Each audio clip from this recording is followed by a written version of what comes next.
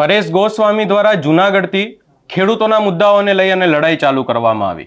ત્યારબાદ ક્યાંક ને ક્યાંક હાલ એવી ચર્ચાઓ થઈ રહી હતી કે શું પરેશ ગોસ્વામી આ તમામ મુદ્દાઓને લઈ અને ક્યાંક ને ક્યાંક હવે લડાઈ મૂકી દેશે? શું ખેડૂતોના મુદ્દા હવે ફરી એકવાર દબાઈ જશે? પરંતુ હવે આ તમામ બાબતને લઈ અને પરેશ ગોસ્વામી દ્વારા નિવેદન આપવામાં આવ્યું છે અને અહીંયા કહી દેવામાં આવ્યું છે કે સૂરજ કદાચ ઉગવાનું ભૂલી જશે પરંતુ આંદોલન તો ચાલુ જ રહેશે. શું છે સમગ્ર મામલો વિગતે ચર્ચા કરીશું. નમસ્કાર, હું છું ઉજ્જવલ અને આપ જોઈ રહ્યા છો નિર્ભય ન્યૂઝ. જૂનાગઢમાં ખેડૂતોની 3 માંગણીઓને લઈ અને પરેશ ગોસ્વામી દ્વારા કલેક્ટર કચેરીએ અલ્ટિમેટમ આપવામાં આવ્યું. ત્યારબાદ પરેશ ગોસ્વામી ગાંધીનગરમાં કૃષિ મંત્રીને મળ્યા. અનેક ચર્ચાઓ ત્યારબાદ એવી થઈ કે હવે પરેશ ગોસ્વામી દ્વારા આ આંદોલન કરવામાં આવશે કે નહીં. આ તમામ બાબતોની ચર્ચાની વચ્ચે હવે પરેશ ગોસ્વામીનું નિવેદન આવ્યું છે અને પરેશ ગોસ્વામીએ કહ્યું છે કે કંઈ પણ થાય પરંતુ જ્યાં સુધી 3 માંગણીઓ સ્વીકારવામાં નહીં આવે ત્યાં સુધી લડાઈ ચાલુ રહેશે. કૃષિ મંત્રી સાથે બેઠક થઈ અને ત્યારબાદ ચર્ચાઓ થઈ. આ તમામ બાબતને લઈને પણ નિવેદન આપવામાં આવ્યું. કહેવામાં આવ્યું કે ગુજરાતના લોકોની તકલીફ છે, ખેડૂતોની તકલીફ છે, તો કૃષિ મંત્રી સાથે તો બેઠક કરવી જ પડશે. વધુમાં આ સમગ્ર બાબતને લઈ અને પરેશ ગોસ્વામી દ્વારા શું કહેવામાં આવ્યું એ સાંભળી લઈએ. કેમ કે અત્યારે જે આપણું ખેડૂત આંદોલન ચાલી રહ્યું છે એમાં હવે આપણે આગળ શું કરવાનું છે અને કેવી રીતે આપણે આ આંદોલનની અંદર સફળ થવાનું છે, આ તમામ વિષય ઉપર ચર્ચા કરવાની છે. સૌપ્રથમ તો આપણે એ જણાવી દો કે આપણે વારે વારે એક વાત કરી ચૂક્યા છીએ કે આપણે 2 પગથિયા ચડ્યા છે. પહેલું પગથિયું ચડ્યા હતા જૂનાગઢ કલેક્ટર કચેરી ખાતે અને બીજું પગથિયું ચડ્યા છે ગાંધીનગર કૃષિ ભવનની અંદર કૃષિ મંત્રીની સાથે રૂબરૂ બેસીને. પહેલી વાત તો એ છે કે આમ તો આપણે કૃષિ મંત્રીને જે મળ્યા છે એટલે કે આપણા જે ખેડૂતનો મુદ્દો હતો અને ગુજરાતના ખેડૂતનો મુદ્દો હોય તો સ્વાભાવિક રીતે ગુજરાતના જે કૃષિ મંત્રી હોય એની સાથે જ આપણે બેસીને ચર્ચા કરવી પડે. માની લઈએ કે આપણે રાજસ્થાન હોય, પંજાબ હોય કે પશ્ચિમ બંગાળ હોય, યુપી હોય, મહારાષ્ટ્ર હોય કે પાકિસ્તાનના કૃષિ મંત્રીની સમક્ષ બેઠક કરીએ તો એનાથી આપણો મુદ્દો સોલ્વ ન થાય. આપણો મુદ્દો સોલ્વ કરાવવો હોય તો આપણે ગુજરાતના કૃષિ મંત્રીની સાથે જ ચર્ચા કરવી પડે અને એટલા માટે આપણે બધાએ ગુજરાતના કૃષિ મંત્રી સાથે ચર્ચા કરી છે. હવે અહીંયા આપણે જોવાનું છે જોકે અત્યારે આપણે આંદોલન ચાલી રહ્યું છે આમાં ઘણા બધા વિઘ્ન આવશે. સારા કામમાં 100 વિઘ્ન હોય. ઘણા બધા લોકો છે અત્યારે આંદોલન તોડવાનો પણ પ્રયત્ન કરી રહ્યા છે. એમાં પછી કોઈ રાજકીય માણસો પણ હશે, કોઈ બિન રાજકીય માણસો હોય કે XYZ જે હોય એનાથી આપણે કોઈ લેવા દેવા નથી. પણ એક ચોક્કસથી છે કે ક્યાંય ને ક્યાંય અમુક લોકો છે આંદોલનને તોડવાનો પ્રયત્ન કરશે. અમારી સમિતિને અથવા વ્યક્તિગત મને પણ ક્યાંય ને ક્યાંય ડેમેજ કરવાનો પ્રયત્ન કરશે. પણ એટલું તમારે બધાએ વિશ્વાસ રાખવાનો છે. કદાચ સૂર્ય ઉગવાનું ભૂલશે પણ આપણે જે આ આંદોલનના 3 મુદ્દા લઈને નીકળ્યા છે એની અંદર આપણી પાછી પાની નથી થવાની અને આપણે ધમખમથી લડવાના છે. કેવી રીતે લડવાના છે એ બતાવું કે હવે આપણે 3જું પગથિયું ચડવાનું છે. કેમ કે પહેલું પગથિયું ચડ્યા છે જૂનાગઢ, બીજું ગાંધીનગર. હવે આપણે જે 3જું પગથિયું ચડવાનું થશે એ પણ ગાંધીનગરમાં જ થશે.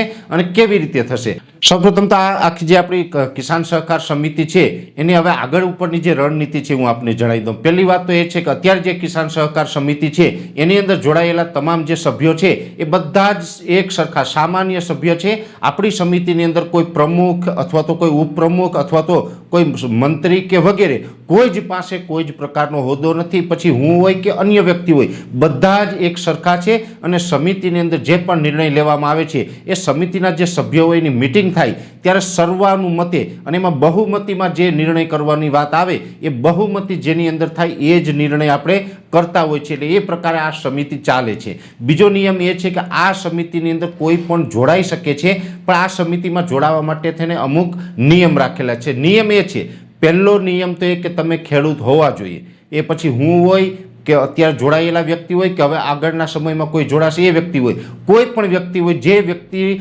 ખેડૂત નથી એ ના જોડાઈ શકે. હા, એક વાત અલગ છે કે તમારા મમ્મી અથવા તો પપ્પાના નામે જમીન હોય અને ભવિષ્યમાં તમે એના વારસદાર હોય તો તમે જોડાઈ શકો. પણ જેની ખાનદાનમાં કોઈ પાસે 1 વીઘો કે 1 ઇંચ પણ ખેતીની જમીન નથી એવા લોકો આ સમિતિમાં ન જોડાઈ શકે. બીજો મુદ્દો એ છે કે તમે કોઈ રાજકીય પાર્ટીની અંદર હોદ્દો ધરાવતા હોય તો એવા લોકો પણ આમાં ન જોડાઈ શકે. પછી કોઈ પણ રાજકીય પાર્ટીમાં હોય, રાજકીય પાર્ટી સાથે જોડાયેલા હોય એવા લોકોને આપણે અહીં હોદ્દો નથી આવતા. બીજા નંબરમાં ભવિષ્યમાં પણ આ સમિતિનો કોઈ પણ મેમ્બર છે અન્ય પાર્ટીની અંદર રાજકીય પદ ઉપર જશે તો ઓટોમેટિક આ સમિતિમાંથી બાકાત થઈ જશે. કેમ કે રાજકીય લોકોને આ સમિતિમાં રાખવાના નથી. કોઈ વ્યક્તિ છે એ કોઈ પણ પાર્ટીમાંથી ચૂંટણી લડશે તો પણ ઓટોમેટિક આ સમિતિમાંથી બહાર થઈ જશે. કેમ કે આ સમિતિ છે બિલકુલ ખેડૂતો માટેની છે અને ખેડૂતોના હિતના કામ કરવા માટેની છે. બીજી વાત એ છે કે આ સમિતિ જે છે એની અંદર કોઈ પણ બીજે અન્ય કિસાનો માટે કામ કરતી સમિતિ હોય એને સમર્થન આપવું હોય તો વેલકમ. અમારી જે કિસાન સહકાર સમિતિ છે એને તમે સમર્થન આપી શકો. આ જે 3 મુદ્દા છે ખેડૂતોના, આ લડાઈમાં તમે પણ સહભાગી બની શકો છો. એટલે બધા માટે વેલકમ છે. એટલે દરેક સમિતિ છે જોડાઈ શકે છે, પણ જ્યારે પણ આંદોલન થાય ત્યારે બેનર છે એ કિસાન સહકાર સમિતિનું જ રહેશે, અન્ય કોઈ સંગઠનનું નહીં. આ પણ એક નિયમ છે. હવે આ નિયમ સાથે આપણે આગળ વધી રહ્યા છીએ. બીજા નંબરની અંદર અગત્યનો જે એક મુદ્દો છે એની અંદર એ છે કે હવે આવનારા સમયની અંદર ગુજરાતના જેટલા પણ જિલ્લા છે તમામ જિલ્લામાંથી, દરેક જિલ્લામાંથી એક વ્યક્તિને આ સમિતિના મેમ્બર બનાવવામાં આવશે, કન્વીનર બનાવવામાં આવશે. કેમ કે આ સમિતિ છે એની અંદર દરેક જિલ્લામાંથી એક કન્વીનર હશે તો પણ આ સમિતિને આપણે આગળ આંદોલન કરવામાં ઘણી બધી સરળતા રહેશે.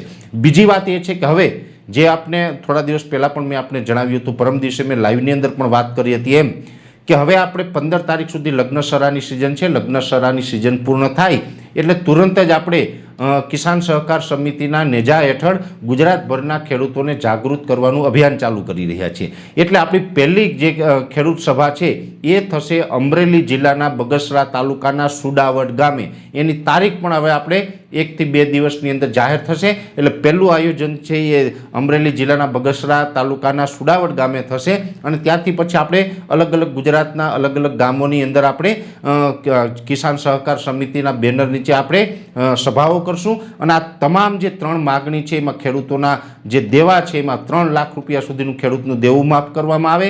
ટેકાના ભાવે 200 મણથી ઓછી મગફળી નહીં, એટલે કે 200 મણ પૂરી મગફળી ખરીદવામાં આવે. અને એ સાથે વર્ષ 2019નો પાક વીમો છે એ તાત્કાલિક ધોરણે ખેડૂતને આપવામાં આવે. આ ત્રણેય મુદ્દા વિશે આપણે ગુજરાતભરના ખેડૂતોને છે જાગૃત કરશું અને જાગૃત કરીને પછી જ્યારે પણ હાકલ પડે ત્યારે બધા એક સાથે ગાંધીનગર ઉમટી પડે એ પ્રકારનું આપણે આયોજન કરી રહ્યા છીએ. બીજી અગત્યની માહિતી આમાં એ પણ છે કેમ કે આપણે કોઈ પણ આંદોલન કરતા હોય છે ત્યારે ઘણી વખત લાઠીચાર્જ થાય કે કોઈને જેલમાં પૂરવામાં આવે, આવું બનતું હોય છે. માની લઈએ કે જેવી રીતે બોટાદની અંદર ઘણા બધા ખેડૂતોને જેલમાં પૂરવામાં આવ્યા.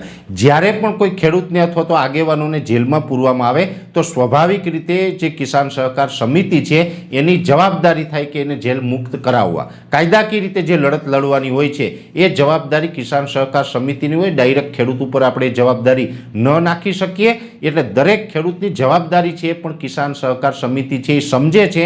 એટલા માટે આપણે વકીલોની ટીમની પણ જરૂર છે. જે વકીલ છે હાઈકોર્ટ સુધીના કેસ લડતા હોય એવા વકીલોની પણ જરૂર છે.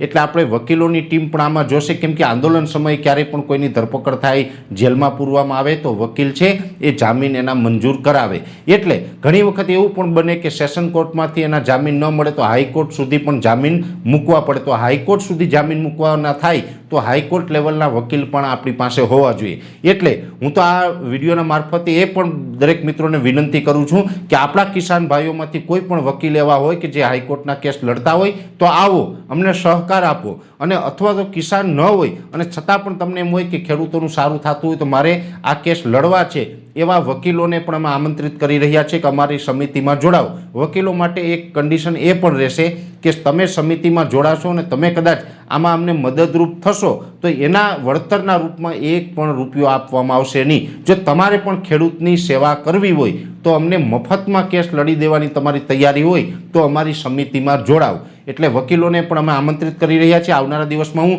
અનેક હાઈકોર્ટ લેવલના વકીલ છે એનો સંપર્ક પણ કરીશ, એને મળીશ અને એ લોકોને પણ હું આગ્રહ કરીશ કે અમારી સમિતિમાં જોડાવ અને સમિતિને તમે મદદરૂપ થાવ ને ખેડૂતોને ન્યાય અપાવવાની લડત છે એમાં તમે યોગદાન આપો. બીજી પણ ગુજરાતની અંદર અસંખ્ય જે કિસાન માટેની જે સમિતિઓ છે, જે ખેડૂતો માટે સારા કામો કરે છે, આંદોલનો કરે છે વગેરે, એ તમામ સમિતિને પણ આપણે આમંત્રિત કરી રહ્યા છીએ કે તમે આવો. મારા વિડીયોના મારફતે તમને આમંત્રણ મળતું હોય તો પણ તમે રૂબરૂ મળ્યા તુલે સમજીને તમે સમિતિને સહયોગ આપો. નહીંતર અમે આવનારા દિવસની અંદર રૂબરૂ પણ તમને આમંત્રણ આપવા આવશું. રૂબરૂ આમંત્રણ આપીને પણ કહેશું કે આ સમિતિને તમે સહયોગ આપો. બધી કિસાન સહકાર સમિતિને બધા જ લોકો છે એ સહકાર આપો અને આ 3 મુદ્દા છે એને આપો, લડીશું. આની અંદર લીડર કોઈ નથી, હું પણ નહીં કે અન્ય પણ નહીં. આપણે બધા જ ખેડૂત છે અને બધા જ ખેડૂત લીડર છે. આમાં કોઈ પ્રમુખ ઉપપ્રમુખ એવું કાંઈ નથી. આપણે બધા ખેડૂતના દીકરા છે તો આપણે આપણું કામ છે એ જાતે જ કરવું પડશે. અને જે ઘણા વર્ષથી જે આપણી ડિમાન્ડ છે, આ જે 3 મુખ્ય માગણી છે, આ ત્રણ મુખ્ય માગણી ઉપર લડવું ખૂબ જરૂરી છે અને દમખમથી લડવાનું છે.